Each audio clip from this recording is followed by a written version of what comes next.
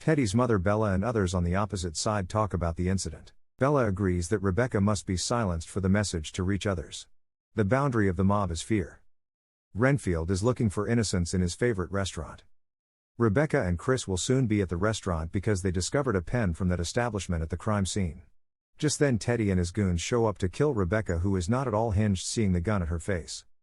Instead, she challenges Teddy, who despite all of his swagger, has never actually killed someone, to pull the trigger. Renfield is motivated by Rebecca's bravery to use his powers for one good deed. He consumes a bug, sneaks up on Teddy, and begins slaughtering his thugs. Rebecca follows him. Following a severe killing, Teddy flees, and Rebecca thanks Renfield for acting like a good Samaritan. Renfield feels peace for the first time in a long time and realizes he too can be an inspiration for goodness. He returns to see Dracula, who has made significant progress. Dracula describes his ambitious plan for emerging from concealment. He wants an army of men like Renfield, perhaps, who could satisfy his ravenous desires. When Renfield hears this, he becomes anxious and unsure of what to do. He is caught up in a moral dilemma. In his meetings with his support group, he addresses Dracula as his boss and explains his abusive actions, the toxic environment at work, and his misery. According to Mark, this is a classic instance of narcissists taking benefit of men with poor self-esteem. What would happen if he shifts his attention from his boss's requirements to his own needs? The man queries Renfield. Renfield realizes that if he does not feed Dracula, he would not develop to his full potential, and an idea begins to light up in his head. But he will continue to be feeble.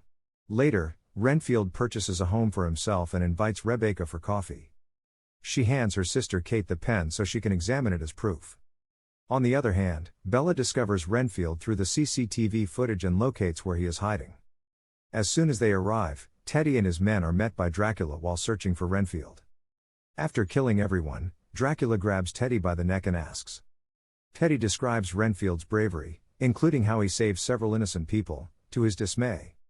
This infuriates Dracula, who feels deceived, and he then flees in his bat guise. He walks inside Renfield's flat and chastises him for leaving him. He describes Renfield as a true monster since he abandons his wife and child in pursuit of fortune.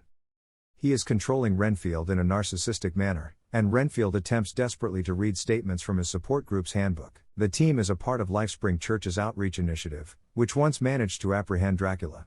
Dracula again flies out to kill the entire bunch in a fit of rage. Renfield enters quickly, but it is already too late. When Dracula shows up to the meeting dressed nicely, Mark thinks he's a victim and welcomes him. In the current section, Dracula exposes his true identity and exacts revenge on Renfield by devouring every single member. He regains all of his strength. Although it is too late, Renfield pleads with him for their lives. Later, Rebecca and Chris, who are here conducting a joint investigation, enter and are horrified to see Renfield covered in blood. He is handcuffed by Rebecca. Along with Bella and the Lobos, several police cars pull up on the highway. Confirming Rebecca's fears that Chris and Captain Browning, among other officers, were on the Lobos' parole. Rebecca blasts a transformer to divert everyone's attention while Captain tries to persuade her to join them. She manages to get away with Renfield, but she sustains a shoulder injury. The Mafia is the ideal organization for Dracula since he needs an army of servants, while on the other side, Dracula strikes a contract with Teddy. Teddy approves. Rebecca awakens the following morning in Renfield's flat, where he has already prepared breakfast.